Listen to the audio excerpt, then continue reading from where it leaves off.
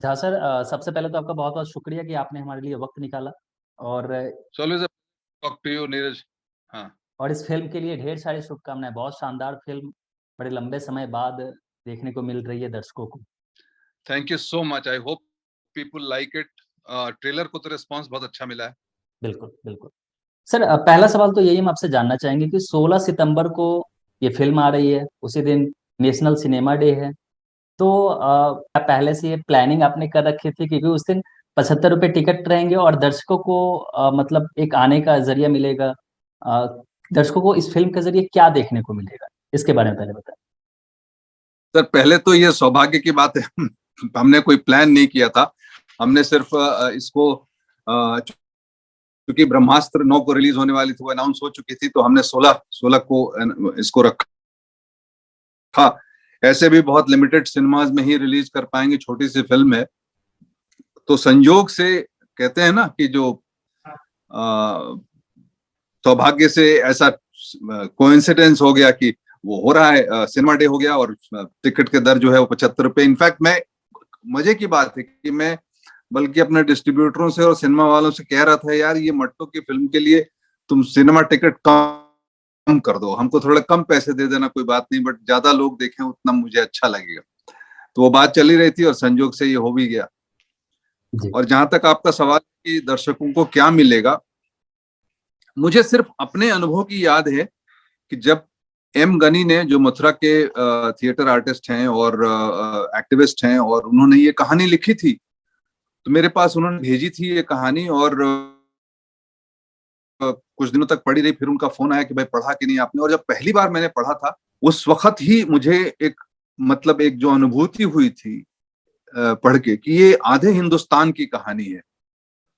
वो पूरा हिंदुस्तान जो हर वक्त कुछ ना कुछ बनाने में लगा रहता है, हमारा घर बनाने में लगा रहता है, हमारा ऑटो रिक्शा चलाता है, हमें सब्जियां बेचता है, हमारे घर साफ करता है, हमारी सिक्योरिटी करता है, हमारे पुल बनाता है, हमारे एक्सप्रेसवे बनाता है, हमारे हर चीज का निर्माण करता है। और जिसको हम देखते भी नहीं, जिसके बारे में हम सोचते भी नहीं कि उनके बच्चे कैसे होंगे, उनका परिवार कैसा चलता होगा, उनके घर में शादियां होती होंगी तो कैसे होती होंगी, उनके दुख दर्द कैसे वो संभालते होंगे, उनकी बीमारियां कैसे वो संभालते होंगे, उनके सपने क्या होंगे, इनके बारे में हम जरा भी नहीं सोचते। जब एक पेंडेमिक, बड़ा सा पेंडेमिक आता है, तो पता नहीं बिलों में से निकल करके ये सारे लोग, हजारों लाखों करोड़ों लोग सड़कों पे चलते हुए हजारों किलोमीटर अपने मुल्क को चल पड़ते हैं, तब पता चलता है हिंदुस्तान को कि अच्छा ये लोग भी थे। तो ये जो इनकी कहानी है कि जो कि एक साइकिल के इर्द गिर्द, एक छोटे से ऐसी चीज के इर्द गिर्द घूमती रहती है और उसी में इनकी जान अटकी रहती है। इस कहानी को पढ़ के ही मुझे जो अनुभूति हुई थी, मैंने कहा इसको तो बांटना पड़ेगा, इसको तो पूरे हिंदुस्तान के साथ बांटना पड़ेगा। और मैंने कहा भाई इसको बनाओ, जैसे तुमने लिखी है वैसे बनाओ। तो क्या बॉलीवुड ने जो आपने बताया कि इस तबके को देखना बॉलीवुड भूल चुकी थी, क्योंकि गनी साहब ने एक इंटरव्यू में कहा था कि हमने देखना और दिखाना दोनों बंद कर दिया। हाँ बिल्कुल सही कहा था। हम पता नहीं कहाँ चले गए। और अब तो खास करके, मतलब अभी तो पिछले 6 महीने से जो आ रहा है और जो जिस तरह से ऑडियंस उसको ट्रीट कर रही है, समझ में नहीं आ रहा कि हम हिंदी फिल्म मेकर्स जो हैं और मुंबई की जो फिल्म इंडस्ट्री है हिंदी की, वो कर क्या रही है, बना क्या रही है, सोच क्या रही है, उनके तार कहाँ से जुड़े हुए हैं, वो जमीन पे हैं कि आसमान में है कि कहीं बीच में लटके हुए, कुछ समझ में नहीं आ रहा दोस्त। तो क्या बॉलीवुड तो में कंटेंट ये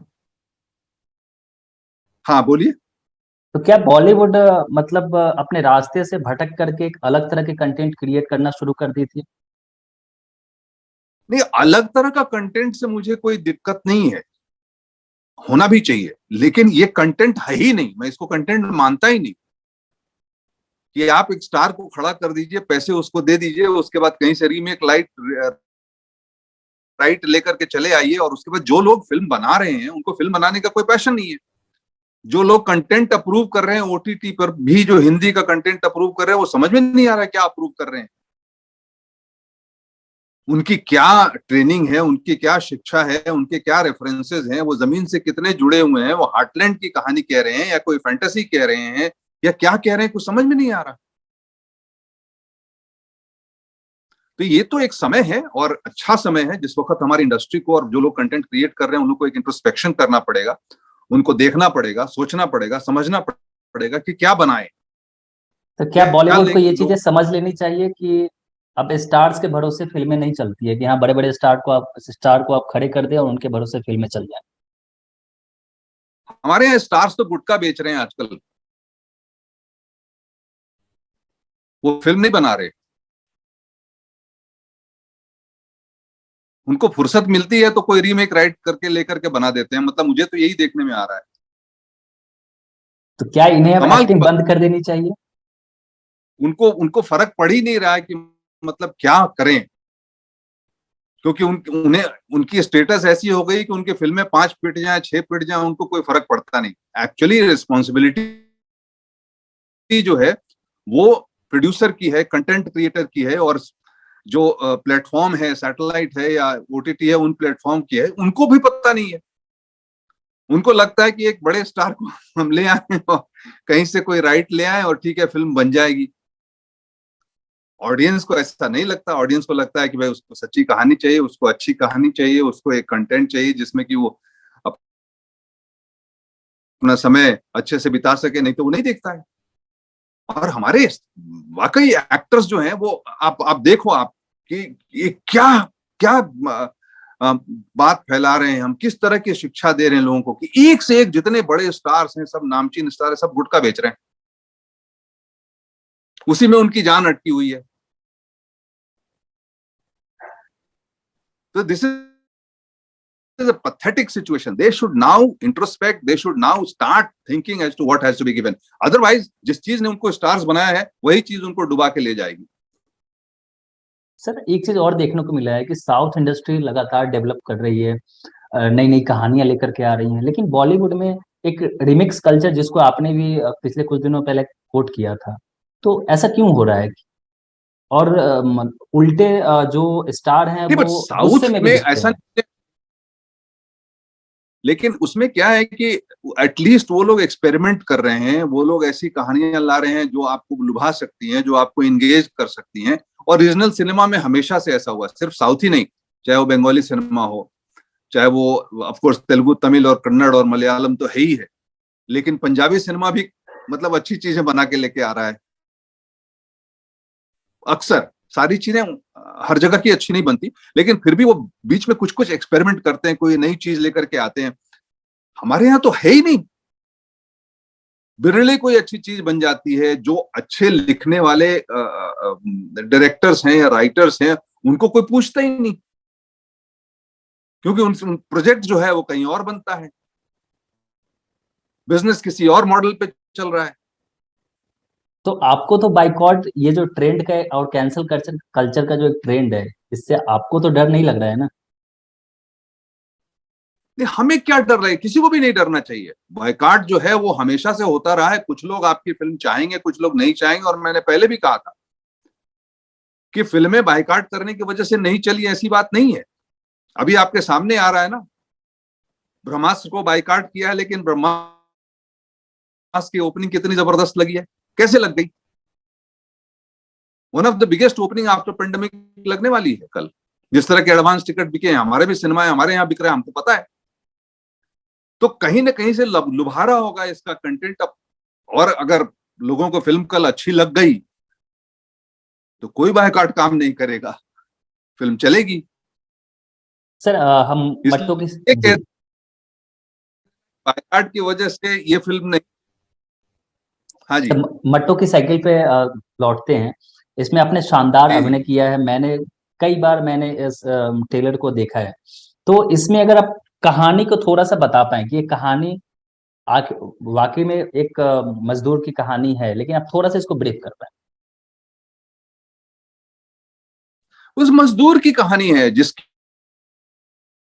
साइकिल जो है वो 20 साल की हो गई है और उसकी बेटी जो है 19 साल की हो गई है। साइकिल बुढ़ा रही है और बेटी जवान हो रही है। उसकी चिंता यही है कि जी। वो टाइम पर पहुंच जाए काम पे तो दहाड़ी मिल जाएगी, वरना परिवार भूखा रहेगा। अब उसी में किस तरह से ये कमाल की लिखी हुई कहानी, कैसे अपनी खुशियां नेगोशिएट करते हैं, कैसे अपने पर्व त्योहार मनाते हैं, कैसे अपने संबंध बना करके रखते हैं, और कैसे अपने छोटे छोटे अरमान और सपनों को बुनते हैं, इसके बारे में कहानी है। बट सबसे बड़ी कहानी कि ये आपको हंसाएगी भी, आपको रुलाएगी भी, आपको एंगेज भी करेगी, और आपको एक ऐसी खिड़की खोलेगी कि आप उन सारे लोगों को देखेंगे जिनके बारे में आप कभी सोचते नहीं। सर, जय गंगाजल के बाद इस फिल्म में लोग आपको बतौर एक्टर देख रहे हैं। नई साड़कियां खाई थी बीच में। अच्छा, प्रोसेस रहा कैसे आपने इस सीन के लिए खुद को प्रिपेयर किया? और चूंकि आप मोतिहारी से बिलोंग करते हैं, उस चंपारण बेल्ट से, तो वहाँ की भाषा भोजपुरी है, तो ब्रज भाषा में खुद को तैयार करना, ये कितना चैलेंजेबल रहा? तो ब्रज में ही कहानी लिखी हुई थी और वहीं की कहानी थी, इसलिए वो अपने आप को हर एक्टर को तैयार करना पड़ता है, जहाँ के जहाँ का एम्बियंस हो, जहाँ की भाषा हो, उसमें तैयार करना पड़ता है। और मेरा भी एज एन एक्टर अपना एक प्रोसेस है, जिसमें कि कैरेक्टर को कैसे छूना, कैसे पकड़ना, उससे दोस्ती करना और कैसे आत्मसात करना, उसमें कुछ कई महीने लगे, और जाता रहा लगातार मथुरा और काम करता रहा उसके ऊपर। में उनके बीच बैठता रहा, उनसे बात करता रहा, डायरेक्टर से बात करता रहा, उन लोगों के साथ जिनके साथ काम करना था उनके साथ मिलता रहा। तो धीरे धीरे करके एक दिन वो मिल गया कैरेक्टर, जो मट्टू कैरेक्टर था, वो उसको मिलना था, वो मिल गया। और जब मिल गया तो फिर मेरा काम था कि सिर्फ उसी को संजो करके और उसी के हिसाब से उसको रखूं अपने पास, और उसका काम वो करता रहे, क्योंकि मुझे तो करना नहीं था, करना मट्टो का था। ये एक प्रोसेस होता है दोस्त एक्टर का, और वो मैं कर रहा था। मैं एक्टिंग के बहुत सारे वर्कशॉप्स करते रहा हूँ, और एक्टिंग इस वजह से करते रहा हूँ कि मुझे एक्टरों के साथ में कैसे संवाद करना है, उनको कैसे इन्फॉर्म करना है, उनको कैसे तैयार करना है। इतनी सारी फिल्मों में बहुत सारे एक्टरों के साथ काम करने का मौका मिला, बहुत अच्छे जानदार बड़े स्टार्स और नए थिएटर के लोग, और एकदम से बिल्कुल नए लोगों के साथ भी काम करने का मौका मिला। तो कैसे कम्युनिकेट किया जाए, कैसे उनको बताया जाए, उसके लिए मैं एक्टिंग की ट्रेनिंग अपने आप में करता रहता था। लेकिन खुद करूंगा, ये बाद में ही विचार आया। और एक मेरे अपने विधाओं में एक और ये विधा है जिससे कि एक्सप्रेशन जुड़ता है, कि किस तरह से व्यक्त करना है अपने आप को। तो अब कर रहा हूँ, आनंद आता है, जब भी मौका मिलता है इस तरह के कैरेक्टर्स आते हैं तो करने में मजा आता है। शॉर्ट फिल्में कुछ की हैं जो आपने अभी तक देखी नहीं, आएंगी आपके सामने। और मट्टू में तो खैर प्रिंसिपल कैरेक्टर है, बहुत बहुत अच्छा अनुभव रहा। और वो जो डायरेक्टर थे हमारे एम गनी साहब, वो भी बहुत सुलझे हुए आदमी थे, उनको पूरी तरह से पता था इस कैरेक्टर के बारे में, क्योंकि इन्हीं के बीच में वो रहते थे। तो उनकी बड़ी मदद मिली हमको वहां तक पहुंचाने में और इस कैरेक्टर से वाकफियत कराने में। तो एम गनी साहब की ये पहली फिल्म है, क्या आपके मन में ऐसे भी कुछ दुविधाएं थी कि हाँ पहली फिल्म है, मैं करूँ ना करूँ, या फिर अपने कंटेंट को देख करके हाँ भी भाई? नहीं, एक तो कंटेंट था, और दूसरा जब उनसे बातचीत की तो पता चला कि वो कलाकृति में हमेशा से लीन रहे हैं। उन्होंने कुछ डॉक्यूमेंट्रीज बनाई हैं, वो थिएटर करते रहे हैं, और जब पूरी तरह से वो तैयार थे इसके लिए, जब मुझे विश्वास हो गया, और उनके पास जो टीम उन्होंने इकट्ठा की, कैमरामैन की और असिस्टेंट्स की और एसोसिएट्स की और बाकी साउंड वालों की, सबकी टीम इकट्ठा की, तो मुझे विश्वास हो गया कि वो कर लेंगे। तो मैंने कहा भाई आप अपना काम करो, मुझे अपना करने दो। सर, आपके ट्रेलर के यूट्यूब कमेंट में मैं देख रहा था कि एक किसी ने कमेंट किया था कि ये मेरे गांव अईरा खेड़ा में ये शूट की गई है, जब मैं 12वीं में था तब ये फिल्म शुरू हुई थी शूटिंग होनी, और अब मैं ग्रेजुएट हो चुका हूँ तब ये फिल्म रिलीज हो रही है। तो कब इस फिल्म की शुरुआत होती है, और क्या वाकई में ये मथुरा के अईरा खेड़ा? बीच में बीच बीच में पेंडेमिक आ जाने की वजह से 2 साल तक फिल्म बंद रही। जी। शूट पेंडेमिक के जस्ट पहले हुई थी। पेंडेमिक के दौरान ये बुसान फिल्म फेस्टिवल में हमने भेजा था, तो वहां सेलेक्ट हो गई, वर्चुअली फेस्टिवल हुआ था। और उसके बाद चूंकि सिनेमा सारे बंद रहे 2 साल तक, तो हम पिक्चर रिलीज नहीं कर पाए। अब जब सिनेमा खुले हैं तो धीरे धीरे देखा है कि कब वक्त आता है, क्योंकि ऐसी फिल्म के लिए जब पूरी तरह से आश्वस्त हो जाए, ऑडियंस आने लगे, और कहीं किसी तरह की पाबंदी ना हो, तभी आप रिलीज कर सकते थे। तो इनमें छोटे ही पैमाने पर रिलीज होगी, और लोगों को आकर के आकर्षित करके लेके आना आसान काम नहीं होता है। ठीक है, आयरा खेरा तो गांव समय जो मिला। है उसमें शूट की गई थी, उस गांव में? हाँ, मथुरा के पास ही गांव है, मथुरा से जस्ट बगल में ही गांव है। ठीक है। इसे ओटीटी पे भी आप लाना चाह रहे थे या नहीं? क्योंकि बीच में आपकी ओटीटी परीक्षा भी आई थी, तो बहुत शानदार हो। ओटीटी वही कि ना, कंटेंट वाले ओटीटी के कंटेंट जो डिसाइड करते हैं, उनको लगी कि ये बहुत ड्राई फिल्म है और ये फिल्म लोग पसंद नहीं करेंगे, इसलिए उन्होंने कोई खास ध्यान नहीं दिया इसके ऊपर। अच्छा, आपकी सर दूसरी फिल्म देखें बतौर डायरेक्टर, दामुल, और इसमें आपने एक्टिंग की है, मट्टो की साइकिल, क्या समानताएं दोनों में दिखती है कुछ? समानता सिर्फ विषय की है, मतलब वो भी जमीन से जुड़ा हुआ विषय था, और उसमें भी उसी तरह के रियलिस्टिक स्टाइल थी प्रेजेंटेशन की, और ये भी जमीन से जुड़ी हुई बात है, और उस परिवार की कहानी है जो बिल्कुल ही रियलिस्टिक तरीके से आई है। ये कहूंगा कि अपने सिनेमैटिक लैंग्वेज में मट्टो थोड़ा रिच है, थोड़ा पुष्ट है। दामुल जो था वो बहुत ही हार्ड हिटिंग और बहुत ही डार्क था, ये उतना डार्क नहीं है। आप सामाजिक और राजनीतिक मुद्दों पे फिल्म बनाने के लिए जाने जाते रहे हैं, और प्रकाश झा एक डायरेक्टर का नाम नहीं, एक स्टाइल ऑफ फिल्म, मतलब राजनीति, आरक्षण या इस तरह की जो फिल्में हैं उसको देख करके ही लोग कहते हैं कि इसको प्रकाश झा ने बनाया है। तो हमारे एक फेलो हैं, उनका ये सवाल था कि इस तरह की अगली कोई फिल्में देखने को मिलेगी? हाँ, बन रही है, हम तो बना ही रहे, वेब सीरीज कर रहे हैं, फिल्में भी कर रहे हैं, और तैयारी चल रही है उसकी, राइटिंग चल रहा है, तैयारी चल रही है। तो कब तक वो आने की उम्मीदें हैं? अब देखिए, अगले साल तो जरूर बनेगी। ओके। इस साल तो वेब सीरीज में लगे हुए हैं, एक लाल बत्ती के वेब सीरीज, इनफैक्ट अभी इलाहाबाद, लखनऊ वगैरह यही घूम रहे हैं, लोकेशंस वगैरह देख रहे हैं इसके लिए, और अपनी फिल्म का प्रमोशन भी कर रहे हैं। सर, आश्रम की आपने शायद किसी इंटरव्यू में बोला कि नेक्स्ट सीजन आएगा, लेकिन जो फिल्म क्रिटिक्स है उनका अब ये मानना है कि अब ये सीरीज तीसरे सीरीज के बाद से थोड़ा बोझिल होने लगा है, तो इस पे आपका क्या रिएक्शन है? अब ये तो दर्शक के रिएक्शन पे मैं अपनी थोड़ी टिप्पणी कर सकता हूँ। दर्शक का जो रिएक्शन है वो चौथा जब आएगा तो बात होगा, लेकिन चौथा आएगा जरूर। देखिए, जी। ऐसा है कि जब मुद्दे की बात होती है ना, तो लोगों को थोड़ा भारी लगता ही है। जब जिस तरह की बात उनको चाहिए, जिस तरह की चीज वो देखना पसंद करते हैं, वो हर वक्त तो वो उस तरह की चीज नहीं हो सकती। इसलिए जब आप विस्तार करने लगते हैं, जब असली कहानी कहने लगते हैं, उनके ताने बाने बुनने लगते हैं, तो थोड़ा समय लगता है। और चौथा वाला बहुत बहुत जानदार है, वो आधा मैं उसको शूट कर चुका हूँ, मुझे पता है क्या होने वाला है। सर, आपको तो पता रहेगा ही। ये बताइए कि जैसे आश्रम, जब आप तीसरी सीरीज को लेकर के भोपाल में थे, तो उस वक्त आप पे मतलब एक अटैक वगैरह भी, इस तरह की चीजें, तो उस समय आपने क्या एफआईआर वगैरह करवाने की कोशिश की थी, ऐसा कुछ? नहीं, ऐसा कुछ भी नहीं किया था, और ऐसा कुछ हुआ भी नहीं था खास। कुछ लोग आए थे, अपना प्रदर्शन करना चाहते थे, अपनी बात करना चाहते थे, अपना संवाद तो किया नहीं, और लाठी भाले पत्थर पत्थर अपन चलाए वाला 1-1.5 घंटे तक। उसके बाद वहां के प्रशासन और पुलिस पहुंच गए, उन लोगों ने संभाल लिया, और हमारा काम शुरू हो गया। हम तो 2 घंटे के बाद शूटिंग करने लगे। तो जो होना था वो हो चुका, उनको जो करना था वो कर चुके, और उसके बाद से 1 महीने तक हम लगातार भोपाल में शूटिंग करते रहे, किसी तरह की कोई डिस्टर्बेंस नहीं हुई। जिन लोगों जिन लोगों ने वो किया था, उनके साथ प्रशासन ने और पुलिस ने सही तरीके से डील किया, और बात वहीं खत्म हो गई। सर, राजनीति का पार्ट 2 आने की भी चर्चाएं चल रही हैं, क्या ऐसा भी कुछ है?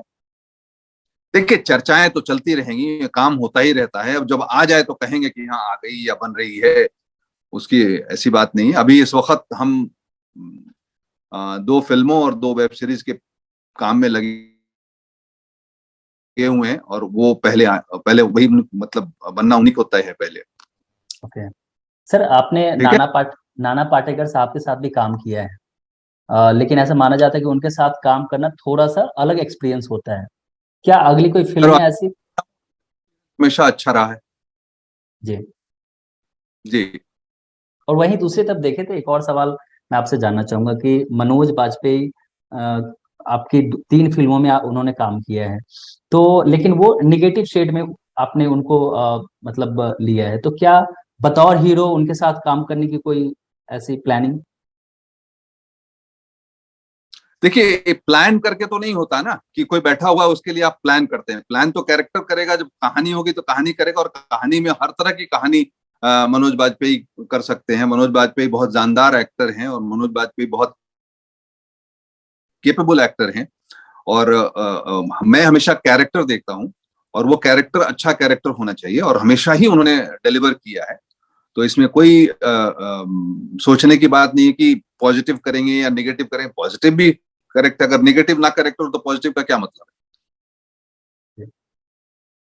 अच्छा, तो एक चीज सर। बैलेंस करके, बिल्कुल। ये एक्टर हैं, ये एक्टर हैं, बहुत बढ़िया एक्टर हैं, और हमें हमेशा आनंद आता है उनके साथ काम करके। सर, क्या ओटीटी प्लेटफॉर्म के आने के बाद से जो व्यूअर है उनका नजरिया बदल गया है, कुछ ऐसा हुआ है? नहीं, मैंने कुछ नहीं, इसके ऊपर अनुसंधान मैंने किया नहीं, आप लोग ज्यादा करते हैं, आपको पता होगा। सर, एक चीज और देखने को मिल रही है कि बॉलीवुड में एक मतलब विवादों के जरिए फिल्म को हिट कराने या फिर इस तरह की स्ट्रैटेजी देखने को मिलती है। तो इस पे आपका कोई रिएक्शन? मैंने इस पर भी अनुसंधान नहीं किया कोई। सर, जैसे कश्मीर फाइल आई थी तो उस समय भी वो देखने को मिला था कि लगातार वो चीजें सामने आ रही थी। मैंने ध्यान नहीं दिया था इन चीजों के ऊपर, मैं अपने काम में लगा रहता हूँ। मैं तो शुरू से मुंबई में ही हूँ। जैसे शायद आप दिल्ली आए थे तो फिर उसके बाद आपने मंडी हाउस वगैरह वहाँ जाना नहीं, वो आना। मुंगेरी मुंगेरी लाल के हसीन से अपने शूट करते थे।